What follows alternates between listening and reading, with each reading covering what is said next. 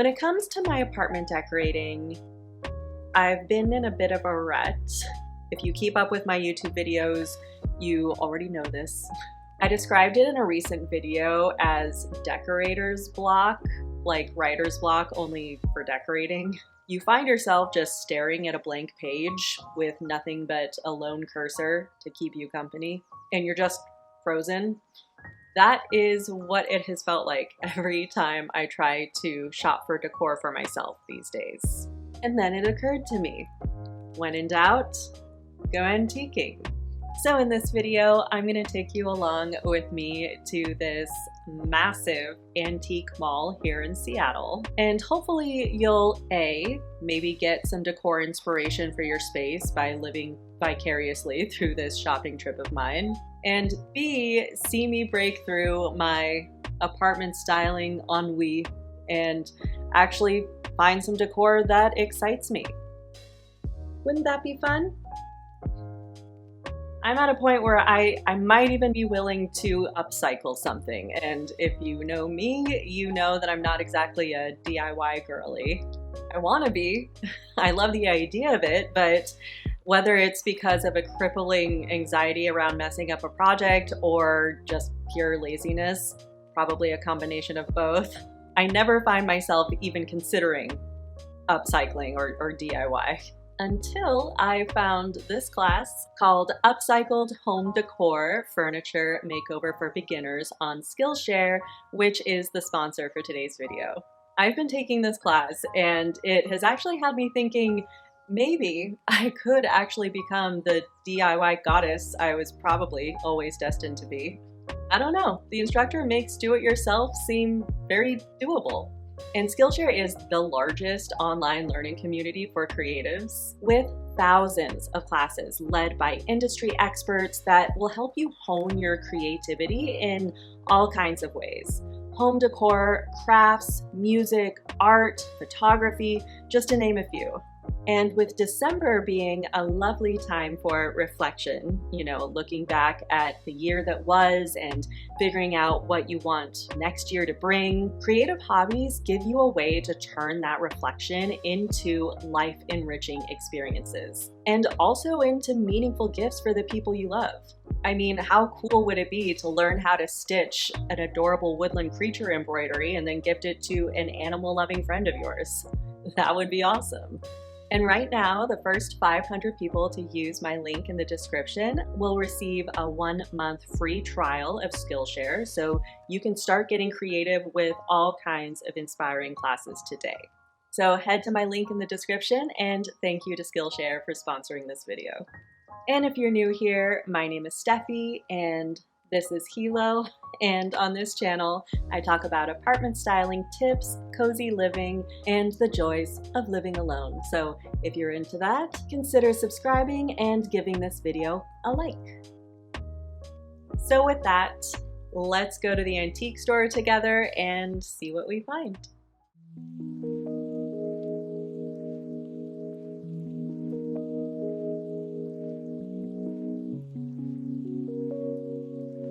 So you might recognize this antique mall from a video I made like a few years ago. Back then they were called Pacific Galleries and now they're called Lander Street Vintage. So if you're in Seattle, check them out.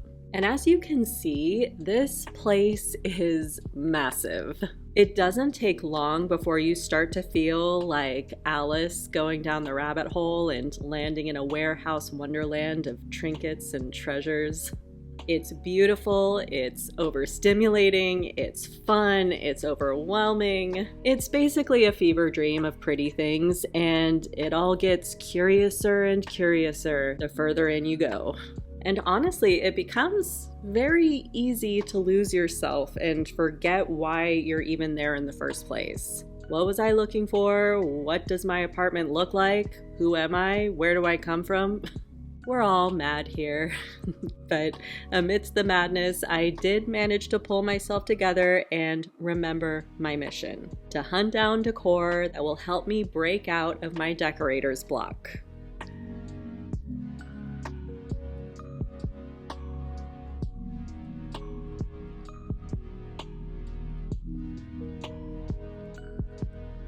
And really, the main thing I was looking for was wall art. The space above my headboard, the chunk of wall by my windows in my living room, the area next to my media console, this transitional wall between my kitchen and living room. All these spots have one thing in common. I'm not satisfied with them, and in most cases, I think new wall art is the answer. And this place is filled with hundreds of pieces of art, which on one hand is overwhelming, of course, but on the other hand, when it comes to art, I know what I like and what I'd want in my particular space. You can pretty much boil down my taste in wall art to a couple things: flowers and rock and roll. Which is why this framed Fleetwood Mac poster was the first piece that really caught my eye. I was really tempted to get this one, but for one thing, I already have Fleetwood Mac represented in my apartment. And for another, even though Rumors is a great album, it's not one of my all-time favorites. And if I'm gonna feature an album as such a large visual statement in my space, it needs to be one of my favorite albums, you know? But yeah, I've always been drawn to music-oriented pieces I come across. I'm just very particular about what I actually choose to buy and display.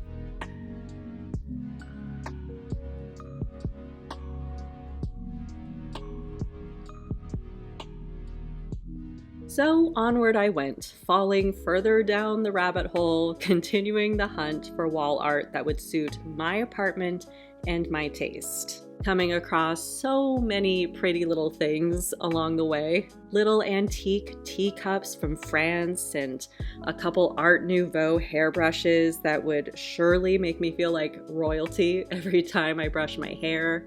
Candlestick holders sprouting gilded lilies. Little floral plates that I think look like they're from the 70s, along with plenty of other 70s decor, pillows, blankets, cookie jars, couches. The 70s are very much alive and well within the walls of Lander Street Vintage.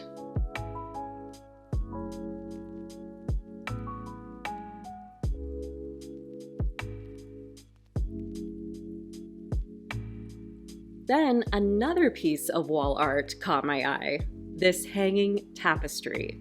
Remember The Last Unicorn? This is the second time in the last couple months that a piece of decor has reminded me of the opening credits to The Last Unicorn, which is a movie I watched over and over again as a kid.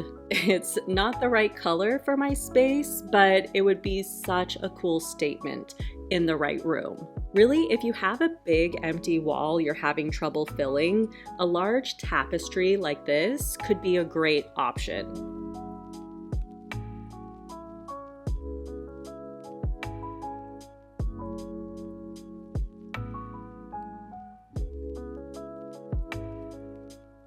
So moving along, my quest for wall art in Wonderland continued, encountering all shades of quirk and kitsch along the way. Plastic hula girls that likely used to live on someone's uncle's dashboard, creepy dolls who probably just need a hug, and a suspiciously energetic Santa. A nutcracker hanging out with a statue of a woman who's a bit out of his league, a couple Han Solos, and a Jesus who looks completely and utterly over it. Antique stores are hilarious. One second you're in an enchanted garden of pretty decor, the next you're staring down Tweedledee and Tweedledum as you reach for a vintage sewing machine. I mean, really, antique shops are mind-bending places that can make you feel, well, like this Santa isn't the only one who had something a bit more interesting than milk and cookies. But in the best way.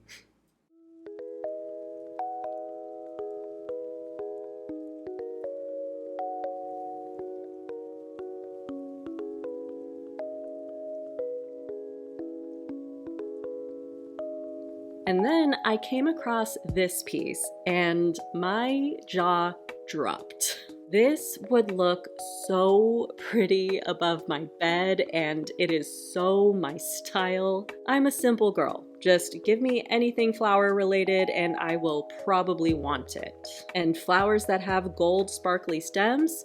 Forget about it. I'm a sucker for this kind of thing. The problem with this, though, is the price. It may be well worth $1,650, but I am not in the headspace or the reality to be spending that on one piece of decor right now, as much as I'd love to make my friends jelly.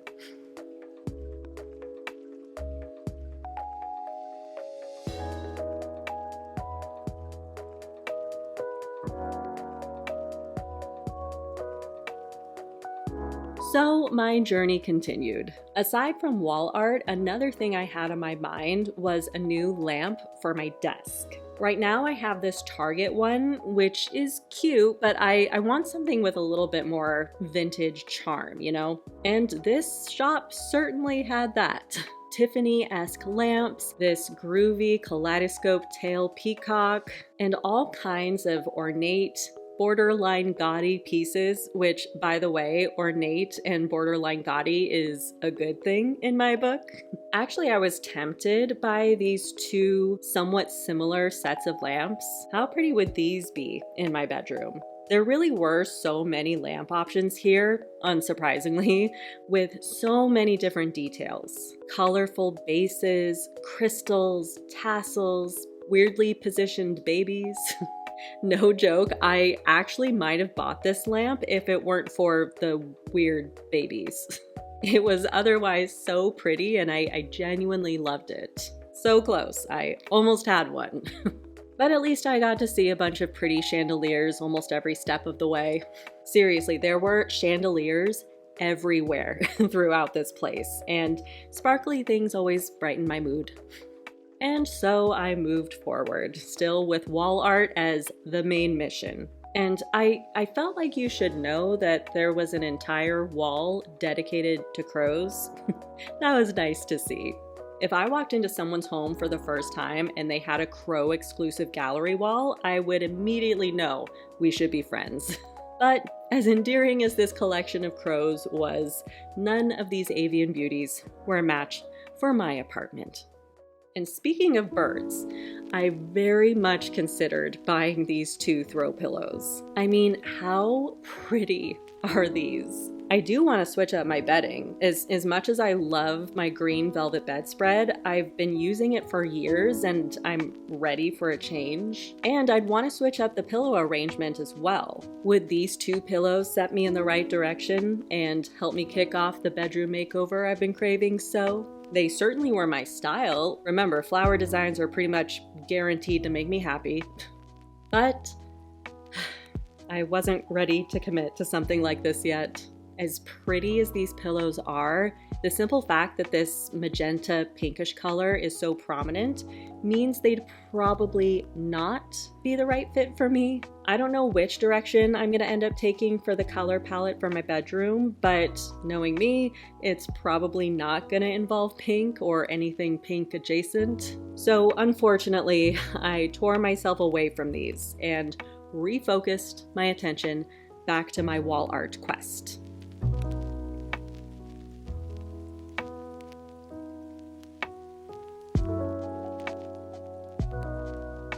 And my little musical theater girl heart, of course, took notice of this giant framed cabaret poster. I love the idea of having a giant piece of art just kind of leaning against the wall, and I've actually been considering getting something like that for next to my media console, just to fill up that gaping space. But as cool and eye-catching as this poster is, cabaret isn't one of my musicals, you know? No disrespect, but I happen to have a very particular taste when it comes to musicals. Give me a giant Les Mis or Hair poster, then we'd be in business.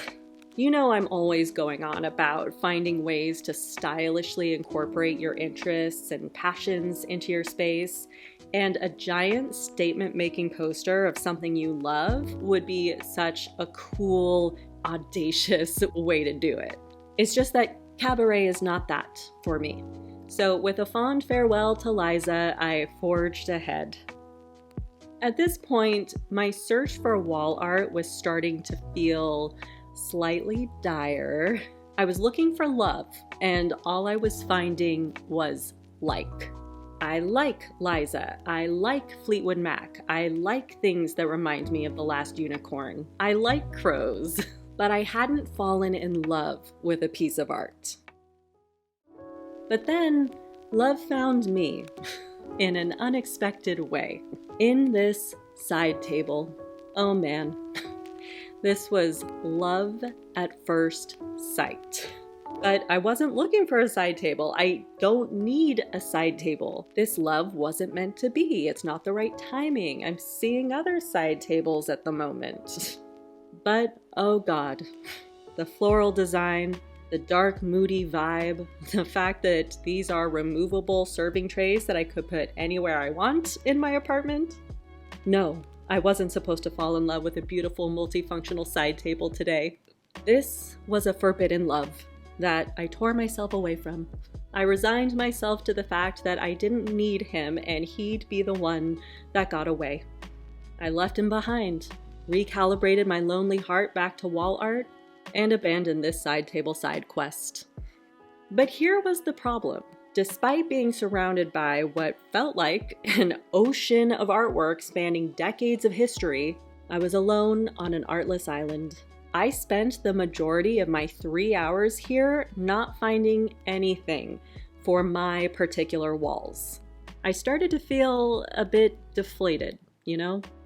But then, my eye was caught by something sparkly, as it's prone to do. But it wasn't a piece of wall art, or even a piece of decor, no. It was a piece of clothing. This antique mall not only has tons of decor, but it also has tons of vintage clothes that I was willfully ignoring so as not to get sidetracked from my decor mission. But what's a girl to do when the siren song of a sequin top calls to her? She must obey. And it didn't take long before I not only decided I would be purchasing this wearable disco ball, but I also found another piece of vintage clothing that was my style to a T. I know you guys usually only see me from the chest up on camera, but if you saw me in the world, you'd know that my personal style tends to alternate between hippie boho, vaguely goth, and a touch of dark academia, so this checks the hippie boho box quite nicely. Now, even though my spirits were lifted by these finds, I was still feeling frustrated. I didn't come here for clothes, I came here for my apartment. Would I really never break through my decorator's block? I mean, really, would I really have to leave only with decor for my body and not for my space? Just head on through the looking glass back to the real world without the inspiration and clarity I was searching for? But then, as I was on my way out, there it was. Nestled unceremoniously with a pile of chairs underneath a naked butt was a piece of art that looked as though you took the DNA from my wallpaper, mixed it with the gold color of my sofa, then added some molecules of mood and darkness, and produced a pretty flower painting just for my apartment. This was it. I found her. She was here all along. I rescued her from the sad pile of chairs, took her to the register, then, while I was at it, went back and grabbed that side table because what the hell? We're going to be visually feasting on yellow florals tonight, my friends. It actually turned out to be a vintage victory. 2 tops, a painting, and a side table. The hours spent in this weird and whimsical wonderland paid off, and it was time to return to reality. So that ended up being pretty damn successful in ways that I didn't even expect. Definitely didn't expect to walk out with a couple vintage tops. I mean, look how pretty. I'm very excited about these. And then a couple pieces of decor that just further prove my borderline pathology around using vintage floral prints. So when it comes to the painting and the side table that these trays go on, I'm gonna try them in a few places. I have like a few possibilities for where these could go, and I would actually love your opinion. I have 3 different spots in mind for the painting. One is to hang it next to my TV, eventually with something underneath to anchor it. The hope would be to sort of complete this media area picture. But I might want to instead get a tall shelving situation or large faux plant to add some height here instead. So let me know what you think. Then the other option is to hang it on this little piece of wall next to my windows. I've been dying to find something really eye-catching for this spot, and I think this could look really good, but the catch is the width of the frame is the exact width of this wall, so there wouldn't really be any buffer on either side of the painting. From an interior design standpoint, that might not be ideal, but I also might not care. I don't know. What are your thoughts? And then I could hang it on this transitional wall between the living room and kitchen, which has been miserably blank since the day I moved into this apartment. I like that this wall would support the size of this painting. It's the only option where the painting's largeness wouldn't be at risk of overwhelming the surrounding area. But like the spot next to the TV, I would definitely have to figure out some styling underneath so that it isn't just floating randomly in the blank wall ether. And then the side table, I'm not totally sure where it should go. I'm considering grouping it with the console table and wallpaper visual story behind my couch, but I'm not quite sure yet. I also like the idea of placing the larger removable tray on the side table next to my couch to basically meld the two together. I honestly was kind of getting tired of my coffee and side tables matching anyway, so this would basically transform the side table into something different. And speaking of, the smaller tray is definitely going on my coffee table as part of the styling here. I've already decided. I mean, look how pretty it looks. It was born to hang out with candles and Death Note. My coffee table just feels so much more fleshed out now, and you know, pretty flowers. So let me know what you think in the comments. Where do you think I should put the painting? That's my #1 conundrum right now. So let me know. And if you want some inspiration on a couple different interior styles that work really well with antiques, then I recommend you watch this video next. It's all about combining dark academia with French interior design. So if you want some inspiration and decor ideas for those, give this one a watch next. Say bye-bye, Kilo. Bye.